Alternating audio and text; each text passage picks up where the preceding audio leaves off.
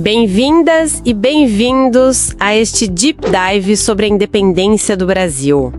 Olha, temos um material bem interessante aqui que convida a gente a olhar um pouco além daquela cena clássica, sabe? Do Grito do Ipiranga. A ideia é entender a independência não como um evento único, isolado lá no 7 de setembro, mas como um processo bem mais longo, complexo e, olha só, bem menos pacífico do que a gente costuma pensar.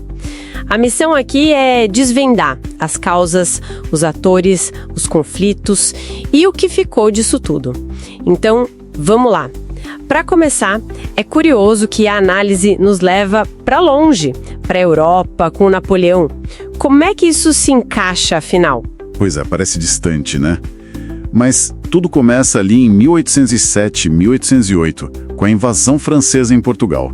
Isso força a corte portuguesa a, fugir para o Brasil com proteção inglesa. Ah, a famosa transferência da corte? Exato. O que as fontes chamam de inversão metropolitana. De repente, o Rio de Janeiro vira o centro do Império Português.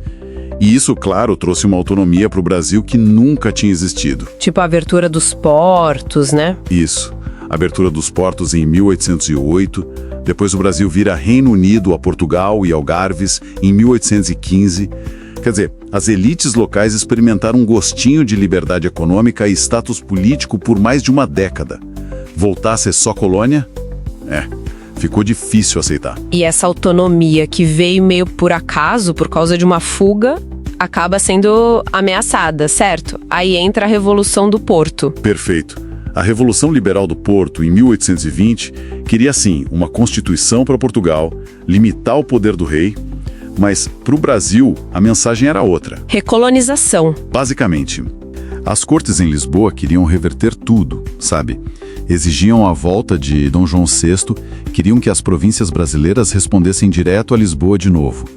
E essa tentativa de Portugal de retomar o controle é que, ironicamente, acelerou a ruptura. Forçou uma decisão das elites aqui, né? Exatamente.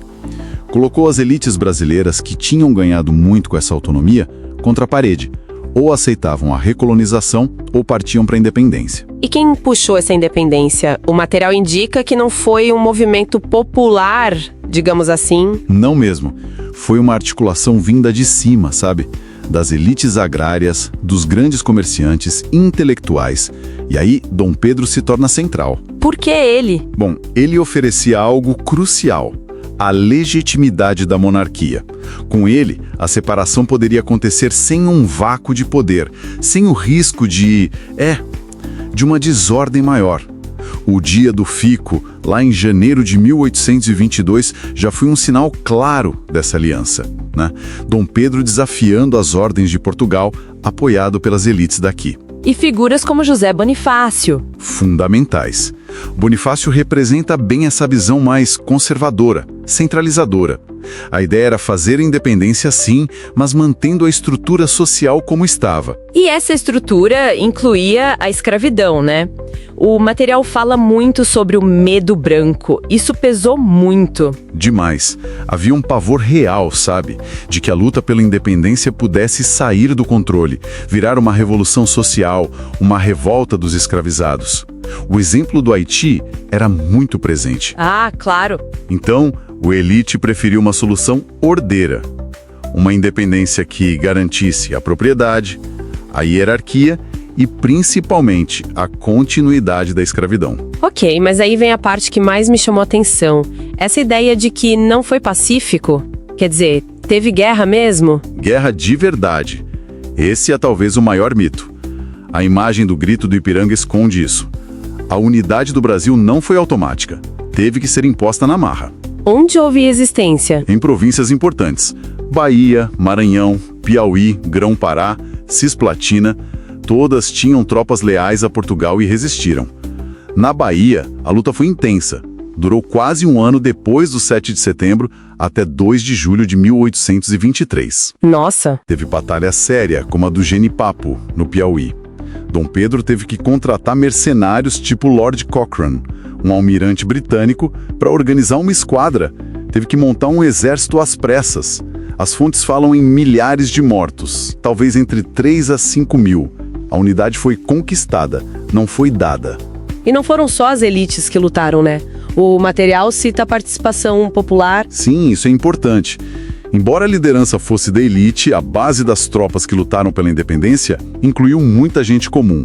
Mulheres como Maria Quitéria, que se vestiu de homem para lutar, Incrível! e Maria Filipa na Bahia. Negros livres, mestiços e até escravizados, que muitas vezes lutaram em troca da promessa de liberdade. A história é bem mais cheia de gente do que parece. Então, tá. Depois de tudo isso, a articulação, as guerras, o que de fato mudou? E o que ficou igual no Brasil depois de 1822? Qual o saldo final? Bom, politicamente, o Brasil virou uma nação independente, deixou de ser colônia, mas continuou uma monarquia e com a mesma família real portuguesa no poder, os Bragança. Uma ruptura, mas com continuidade dinástica. E economicamente? Socialmente, aí as continuidades são mais fortes. A economia continuou baseada na agricultura para exportação e, crucialmente, na mão de obra escravizada. A escravidão não só continuou, como se fortaleceu e durou mais 66 anos. A estrutura social, a hierarquia, mudou muito pouco. E a unidade territorial que você mencionou? Foi mantida, né? Diferente da América Espanhola, que se fragmentou em várias repúblicas. Mas isso teve um custo. Para conseguir o reconhecimento da independência, especialmente da Inglaterra, o Brasil teve que assumir uma dívida enorme que Portugal tinha com os ingleses. Ou seja, já nasceu endividado e com uma nova dependência. Quer dizer, saiu de uma dependência e entrou em outra, de certa forma. Exato.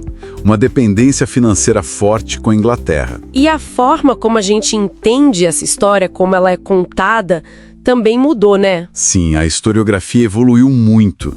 Saiu daquela visão do herói isolado, Dom Pedro, para uma análise mais complexa, que olha os vários projetos que estavam em disputa, as tensões regionais, o papel das pessoas comuns, dos indígenas, dos escravizados. Questiona-se muito hoje para quem foi de fato essa independência. Foi uma emancipação para a nação inteira ou mais uma manobra da elite para se manter no poder? Entendi. Então, resumindo este deep dive, a independência foi um processo bem mais complicado, negociado por cima, marcado por guerras reais e muito focado em manter a ordem social e a escravidão, né? Bem longe daquele quadro do grito. Precisamente. O resultado foi um país independente, territorialmente unido, sim, mas que carregou as estruturas e desigualdades coloniais, especialmente a escravidão, para dentro de sua história. E criou novas dependências também. Isso deixa a gente pensando. Fica aqui uma reflexão final, então, baseada nesse material. Se manter a estrutura escravista foi um objetivo tão central para a elite que liderou a independência, de que formas essa escolha lá na origem do Brasil continuou a moldar as desigualdades e os caminhos do país, mesmo muito depois da abolição?